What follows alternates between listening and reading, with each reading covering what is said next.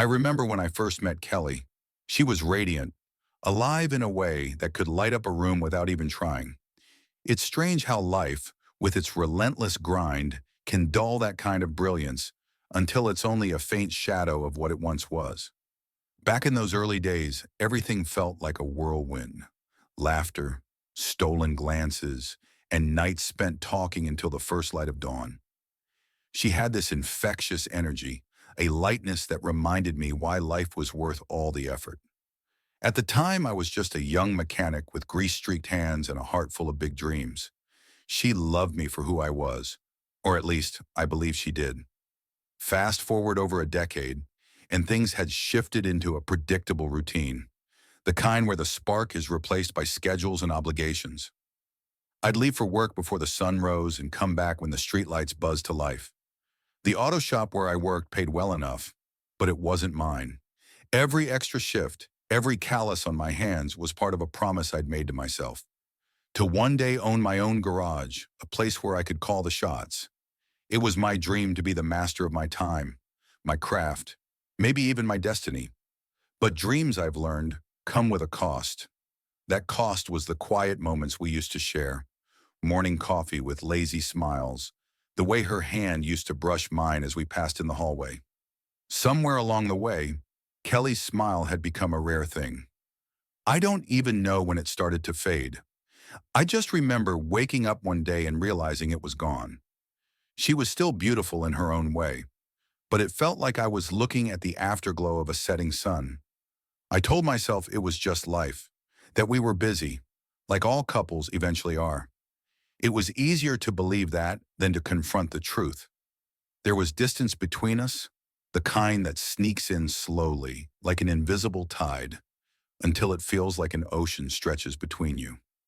I'd come home and find her on the couch, her eyes glazed over from a show she wasn't really watching, or scrolling through her phone with that faraway look that said she was somewhere else entirely. My greetings became mumbled, my thoughts distracted, as I shuffled off to change out of my grease-stained clothes. We talked, sure, but our conversations had thinned out, reduced to the bare essentials. Groceries, bills, complaints about the neighbor's barking dog. The dreams we once shared had vanished from our vocabulary. I got used to the silence, treating it like the dull ache in my hands after a day of tightening bolts.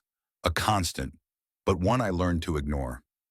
Even our date nights had faded into nothingness. She started going out more, mentioning nights with the girls or how she needed space to unwind. At first, I thought it was a good thing. I figured she deserved a break while I slogged away under the shop's fluorescent lights. But deep down, I knew better. When your partner seeks life outside the bubble you've built together, it's rarely just about fresh air. It's about something slipping away. Still, I clung to the hope that things would settle, that she'd come back to me.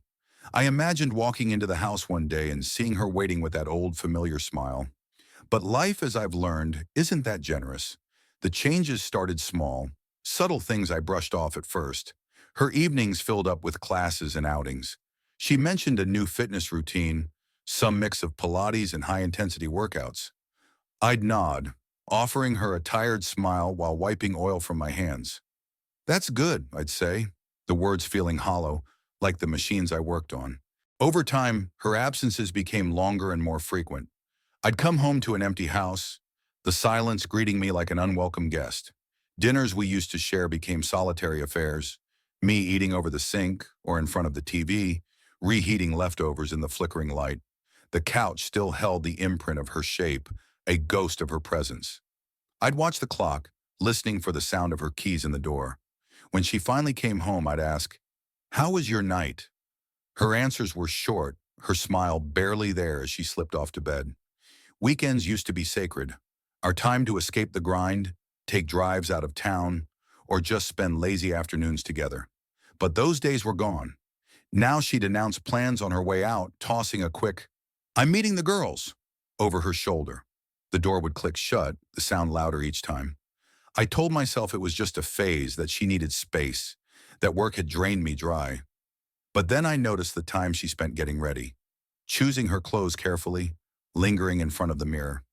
There was a glow about her, a happiness I hadn't seen in months. Only it wasn't for me. She'd give me pecks on the cheek, quick, cold, and perfunctory. And at night, I'd lie awake, staring at the ceiling while she texted in the dark. The glow of her phone lit up her face, casting sharp shadows, and I couldn't help but wonder who she was smiling for. Doubt has a way of creeping in, doesn't it? It starts small, an innocent little thought, but before you know it, it's grown roots so deep that you can't just yank it out. That's what it felt like between Kelly and me. The distance wasn't just emotional anymore. It had become physical too. When we talked, it wasn't the warm, teasing conversations we used to have. It was polite, almost transactional, like two strangers sharing the same roof. We slept in the same bed, but we weren't really living the same life. And you know what? I didn't ask the questions I should have. Maybe I was scared of what I'd hear, that the woman who once made me feel like I could take on the world had found happiness somewhere else. Or maybe I already knew the truth and just wasn't ready to face it. The first time I noticed something off, it was almost by accident. Kelly had told me she was meeting her friends for dinner at some trendy new restaurant downtown, a place she'd been excited about for weeks. That night, while I was sitting on the couch scrolling through social media to kill time, a photo popped up. One of her friends had tagged her in it. The caption read, "Girls' Night Out, Laughs and Cocktails at the Loft." But the place in the background wasn't the fancy spot Kelly had mentioned. It was a dimly lit bar we used to go to back in the day. I just stared at the picture, my fingers tightening around my phone. There they were, Kelly and her friends, smiling like nothing was amiss. Unease started creeping up my spine. I told myself it was nothing, that maybe they'd changed plans at the last minute and Kelly just forgot to tell me. But even as I tried to convince myself, the doubt had already settled in. Over the next few days, little inconsistencies started piling up. Kelly would say she was going to a late workout, but her stories didn't always add up. Sometimes her posts didn't match the timeline she gave me, or a detail seemed slightly off when she recounted her evening. At first, I chalked it up to my own exhaustion, the way long days at the shop left my head clouded and my patience thin. But the rational part of me couldn't stop drawing connections, even though I desperately wanted to ignore them. I told myself I was being foolish. "You're just tired, Kurt," I'd mutter, scrubbing oil and grime off my hands at the kitchen sink, trying to wash away more than just dirt. It was easier, safer, to blame my doubts on work stress. Confronting Kelly would mean making my fears real, and I wasn't ready for that. But the tension was hard to ignore. Each time her phone buzzed late at night, my chest would tighten. My eyes lingered on her a little too long, watching as she picked it up, her face guarded, her body angled away from me. The laughter I used to find comforting now felt rehearsed, her eyes not quite meeting mine when she spoke. "Stop it," I'd tell myself. "You're imagining things. Work has you wound too tight." But no matter how hard I tried to brush it off, the questions kept circling back. One night, lying awake in the dark, I listened to the soft rhythm of Kelly's breathing beside me.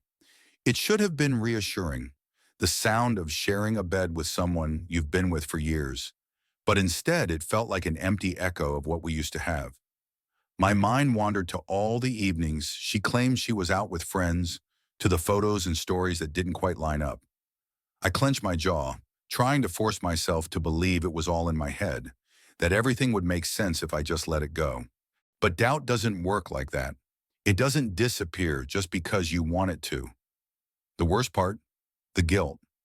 I felt like I was betraying her by even questioning her loyalty, like I was turning into someone I didn't recognize. Bitter, suspicious, constantly looking for shadows where there might not be any. Still, the whispers in my mind grew louder, demanding answers I wasn't ready to seek. One evening started like so many others. I came home to a quiet, empty house. The hallway lamp cast a faint, flickering glow into the living room, the shadows stretching long and heavy over the furniture. I sank into the old armchair with a sigh, the weight of another grueling day at the garage pressing down on me. Then I heard it, the rattle of keys in the front door. Kelly stumbled in, her movements unsteady, and immediately I knew. Something wasn't right.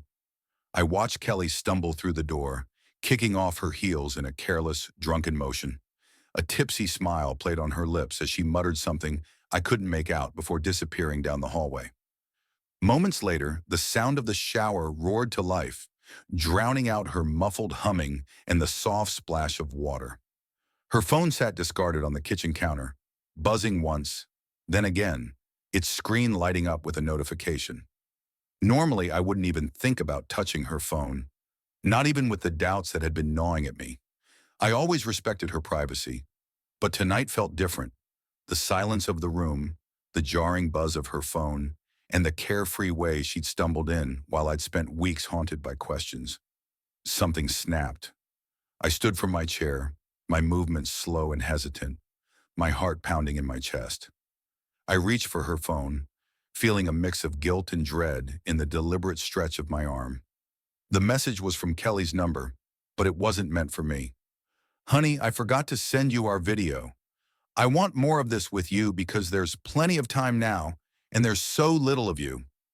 The words hit me like a sledgehammer, each one reverberating through me as I read them again and again.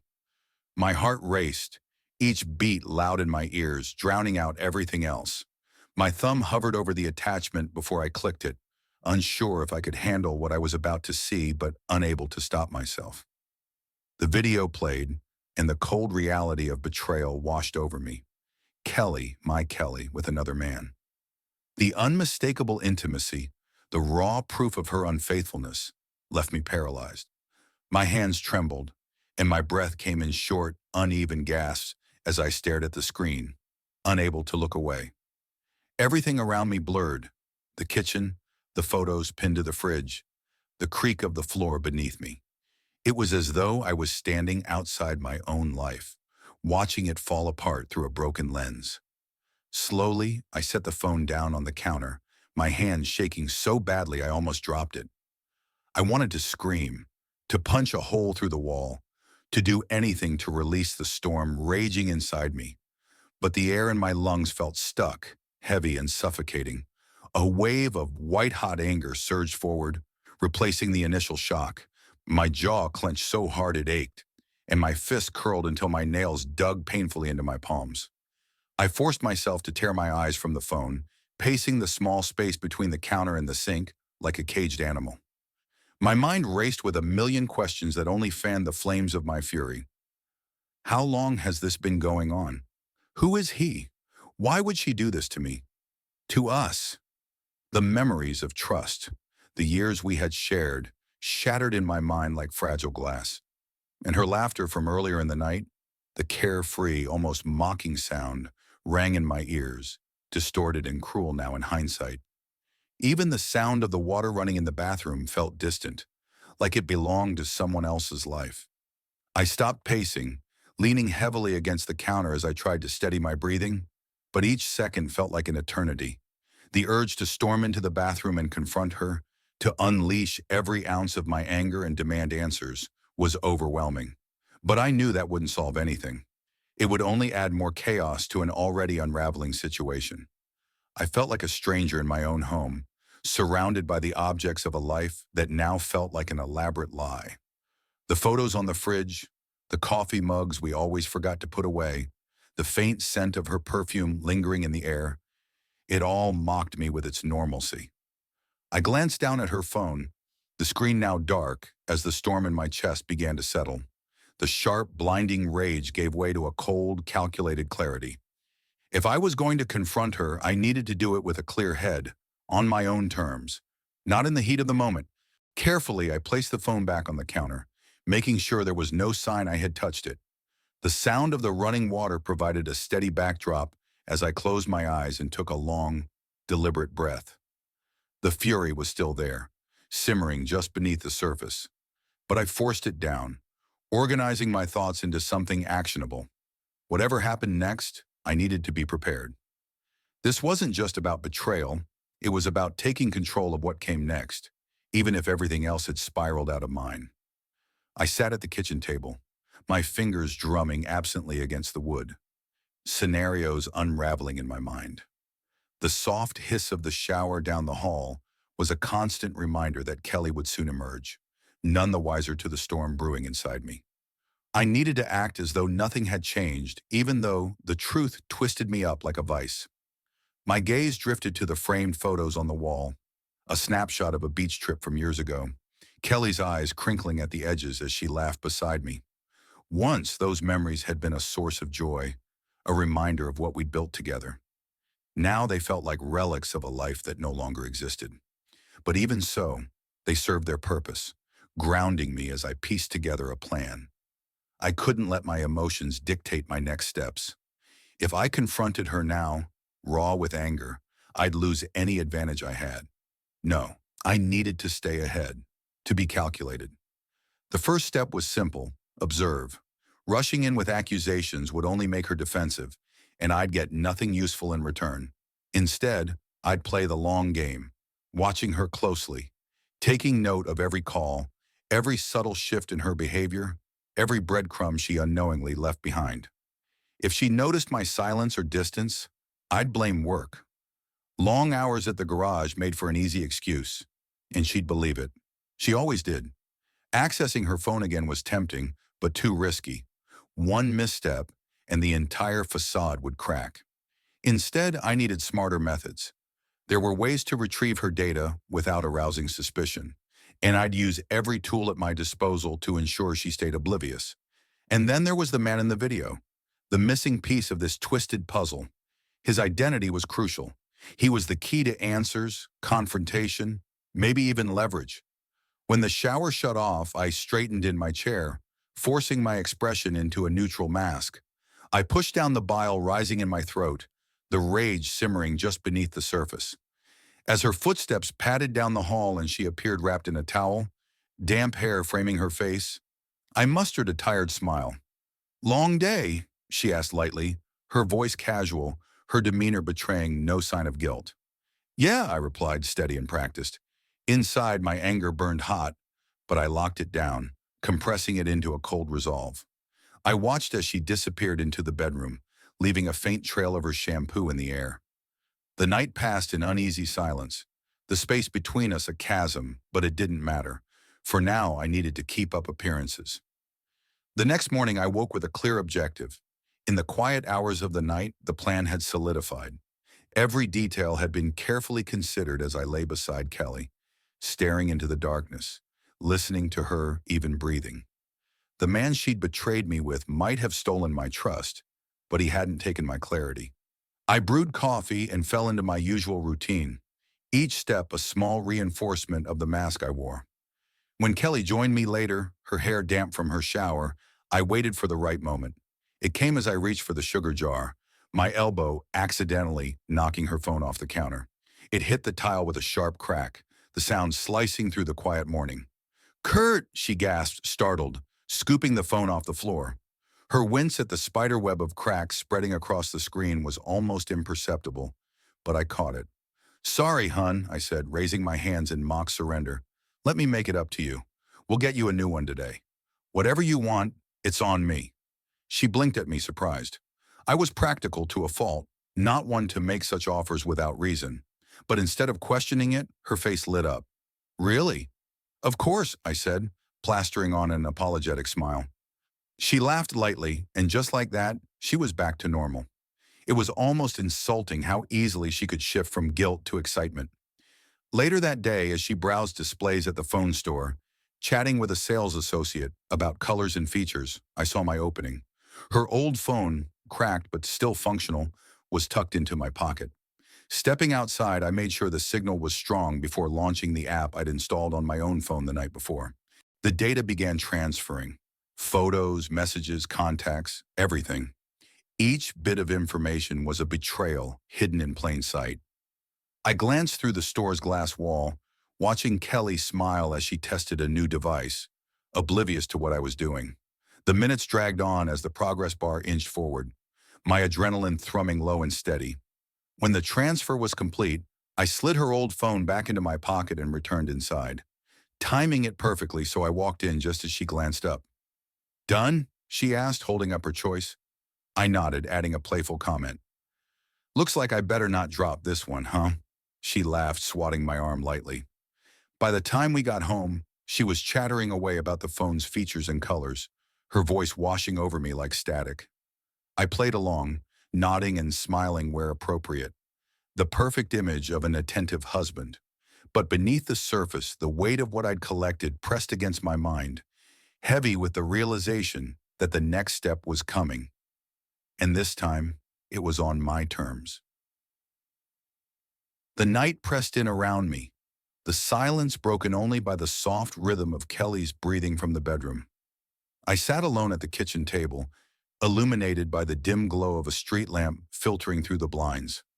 In my hand was Kelly's old phone, its screen fractured from the accidental fall I had orchestrated earlier. The cracks in the glass felt like a reflection of my own mind, splintered yet sharply focused. I had already extracted what I needed from the device, but tonight it would serve one final purpose. My thumb hovered over the contact list until I found him, the man I'd seen in countless exchanges.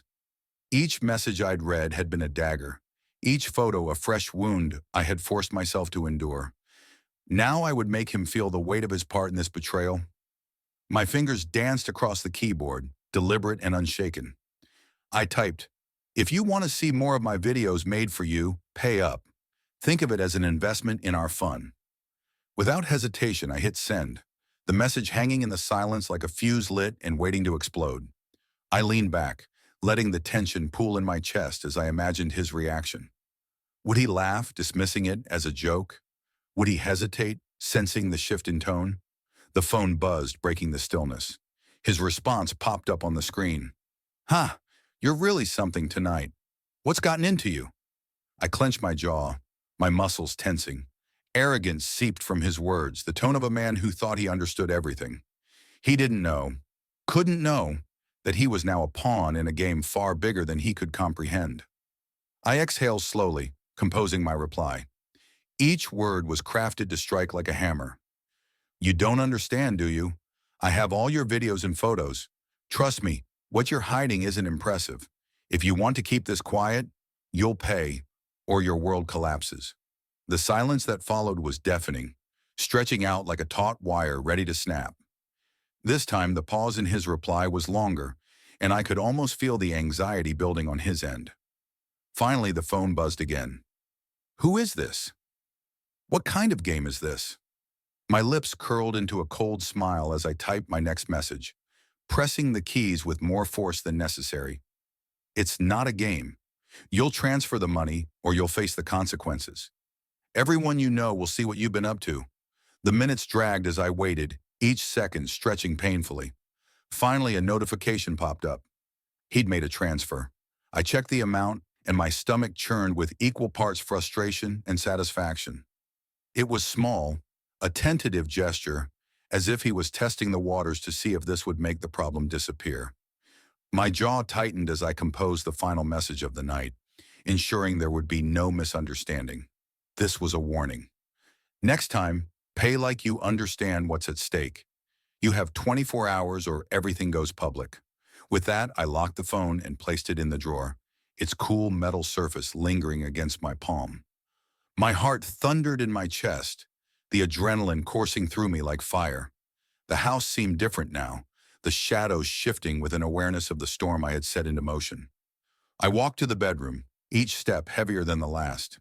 Kelly lay curled beneath the blanket, her breathing soft and even, blissfully unaware of the chaos brewing just beneath the surface of our lives. Her betrayal had carved a path I could no longer ignore.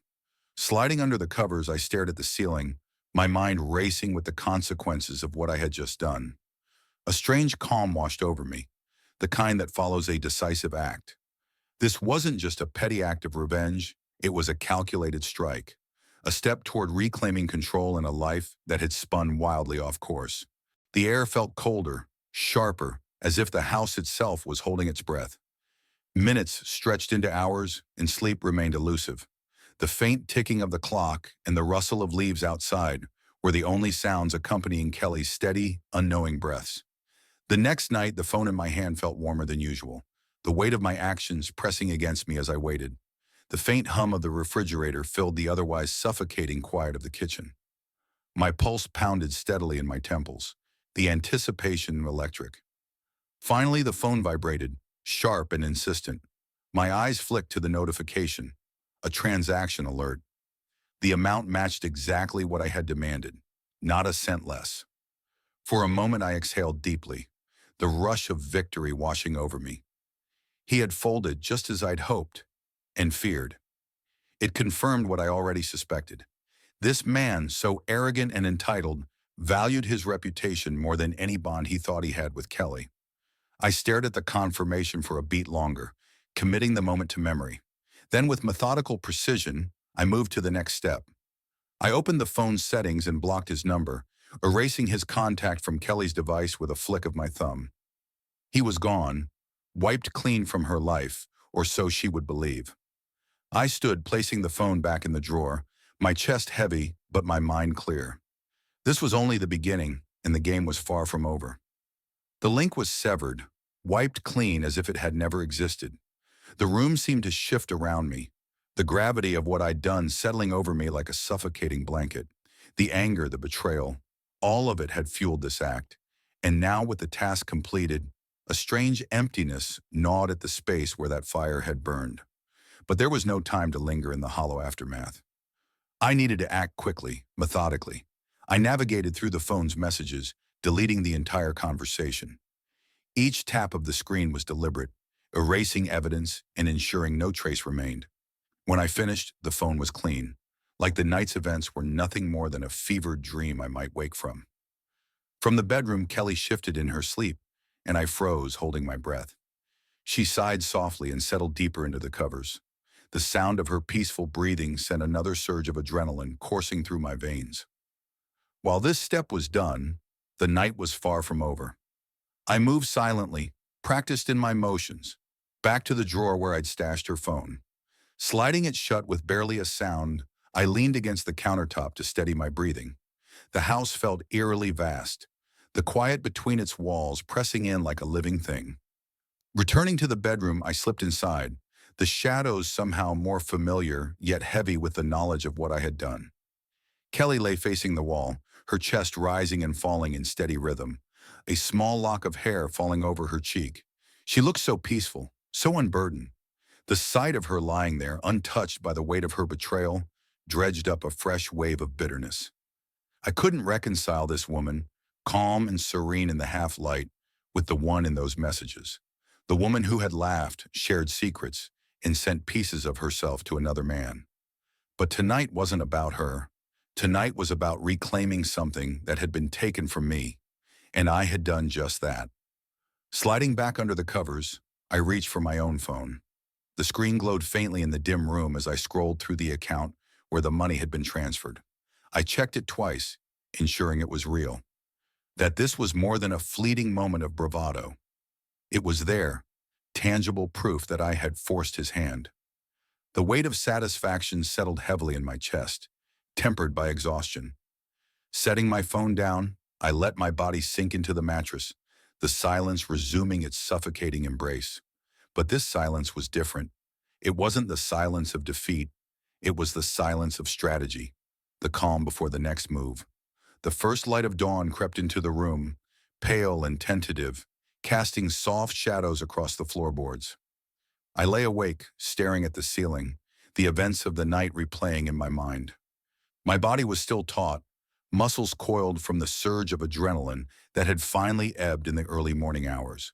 Beside me, Kelly stirred. She stretched, her hand brushing against mine, a soft, instinctive gesture that might once have sparked warmth in my chest. Now it only hardened my resolve. She turned to face me, her eyes heavy with sleep, her lips curling into a soft, familiar smile. That smile, one I'd seen 1,000 times before, used to be the start of shared mornings, whispered jokes, and quiet intimacy. Today it was a bitter reminder of everything she had buried beneath her practiced expression. Before she could speak, I sat up, the bed creaking under the shift in weight. My voice was low, measured, cutting through the quiet like a blade. "We need to talk." The smile slipped from her face, replaced by confusion that quickly gave way to something more guarded. "What's wrong?" she asked, propping herself up on one elbow. Her voice held an edge of hesitancy, her eyes scanning my face for clues. The practiced innocence slid into place, her expression carefully crafted. It might have worked once. "I know, Kelly." My voice was steady, each word landing like a stone. "I know everything." The blood drained from her face, her eyes widening like a deer caught in a sudden, blinding light. The silence between us stretched unbearably, thick and suffocating. Her mouth opened, then closed, before she finally managed to stammer. "Kurt, it's not what you think." Her voice cracked, tears welling up and spilling over her cheeks before she could wipe them away. Once the sight of her tears would have undone me, would have softened my resolve. Now they felt hollow, an echo of a past that no longer existed. "Don't." My single word cut through her feeble attempt at explanation, laced with exhaustion rather than anger. "I don't want to hear excuses." She swung her legs over the side of the bed, her movements sharp and frantic, as if her body could keep pace with her crumbling defenses.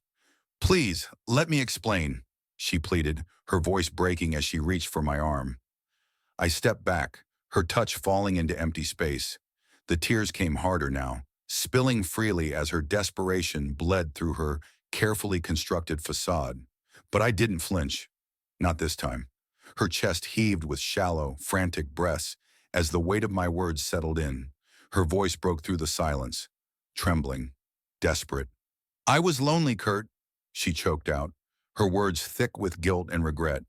"You were always at work, always gone, and I—" Her voice faltered, collapsing under the weight of her attempt to justify the unjustifiable. I watched her crumble, her confession twisting something deep inside me. The hurt and betrayal swirled together with an unsettling detachment, as if I were a spectator in someone else's tragedy. "Save it," I said, my voice cold and sharper than I intended. "This isn't about me working late or us drifting apart. This is about choices, your choices, and now you need to leave."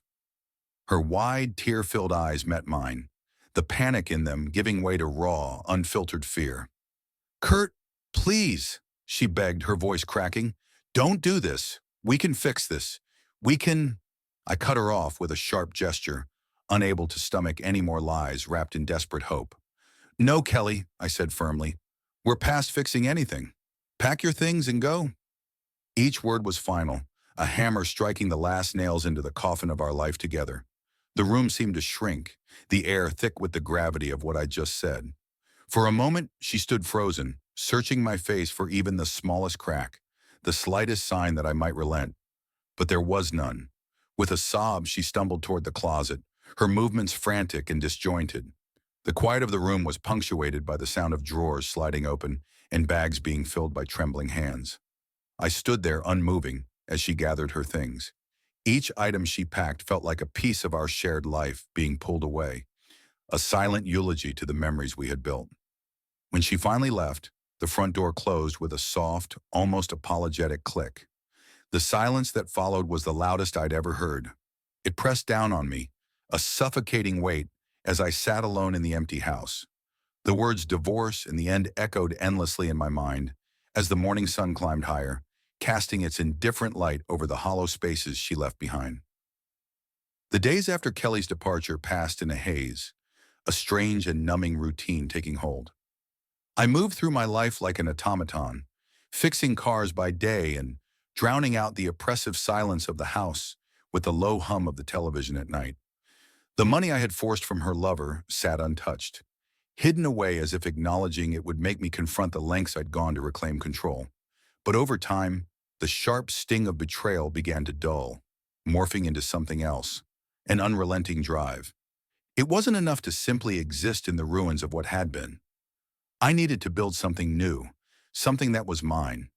The dream I had once shared with Kelly on quiet Sundays, owning my own auto shop, began to take shape in my mind, this time with an urgency fueled by pain and anger. I threw myself into the planning. Late into the nights, I sketched out budgets, calculated costs, and scribbled ideas on scraps of paper. The money I had scraped together over years of saving, combined with the tainted funds from the blackmail, became the foundation.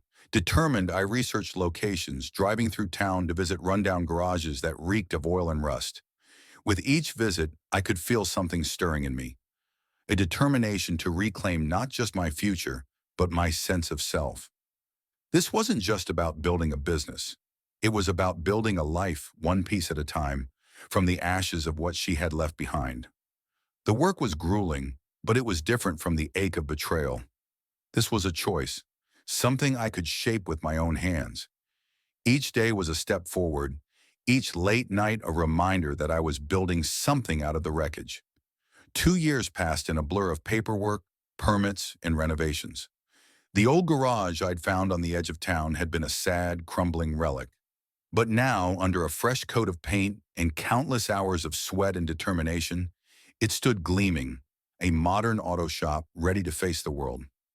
The first day I flipped the open sign to face the street, the weight of accomplishment hit me like a wave. Standing in the middle of the shop, I breathed in the smell of new tires and fresh paint. The echo of my footsteps against the polished floor reminded me that this wasn't just a business. It was proof that I had rebuilt myself. I had clawed my way back from the brink with nothing but my willpower and the bitter drive of old wounds. At first, customers trickled in slowly, but word of mouth worked its magic. Soon, satisfied clients sent more my way than I could handle on my own. I hired a few young mechanics, eager, wide-eyed kids who reminded me of myself when I first picked up a wrench. Watching them work brought me a strange sense of pride, like seeing my journey reflected in their enthusiasm. The shop became my sanctuary. I poured everything into it, from every bolt tightened to every engine tuned. The sound of ratchets clicking and engines rumbling filled the air, a symphony of progress that drowned out the silence I'd lived in for so long. As for Kelly, the whispers reached me through mutual friends or rare, painful glimpses of her in town. The man she'd risked everything for had vanished, his life left in shambles after the fallout from the photos and videos I had anonymously sent. I hadn't done it out of spite alone. It was a message, a statement that choices have consequences. Kelly, now alone, was a shadow of her former self. Her regret was etched into her face, her once confident demeanor now subdued. She'd tried to rebuild in her own way, confessing her mistakes to friends and trying to piece together a life haunted by what could have been. Once our eyes met across the street, she quickly looked away, and in that moment I felt a fleeting pang of sympathy, but it was dulled by the knowledge that we were both living with the outcomes of our decisions. On quiet nights, when the shop's lights dimmed and the tools were stilled, I'd sometimes think about the life we once had, the laughter, the shared dreams, the whispered plans for a future together. They felt like faded photographs, reminders of a person I used to be. Still, my new life was built on resilience, shaped by the clear-eyed understanding of what it cost to get here. I sometimes wondered if Kelly regretted it all, if the pain of losing me was as sharp for her as it had been for me. But I didn't dwell on it for long. I had learned to move forward, to turn the pain into something stronger, something lasting. One afternoon, the steady rhythm of the shop was shattered by screeching tires and a car door slamming hard enough to make everyone stop and glance up. Before I could process what was happening, he stormed in. His face was flushed with rage, his bloodshot eyes wild as they scanned the room. It took me a moment to recognize him, the man from the videos, the man who thought he could step into my life and leave unscathed. He shouted my name, his voice cracking with fury as he lunged toward a workstation, knocking over a tool chest. Chaos erupted. My mechanics scrambled back, some shouting for him to stop, others frozen in place. I stepped forward, raising my hands in a gesture of calm I didn't feel. "You need to leave," I said, my voice steady but firm. My words only seemed to fuel his rage. "You ruined my life," he roared, grabbing a metal bar and slamming it against a set of shelves. The metallic clatter rang out like gunshots, slicing through the air. Before he could do more damage, two of my mechanics stepped in, wrestling him back and pinning him against a workbench. "Call the police," I ordered, my voice calm but unyielding. One of the younger guys pulled out his phone, his fingers flying over the screen. The man thrashed against the hands holding him, shouting accusations like a madman. "He blackmailed me," he screamed, his eyes darting around wildly, searching for anyone who might believe him. But there was no proof, no messages, nothing left to substantiate his frantic claims.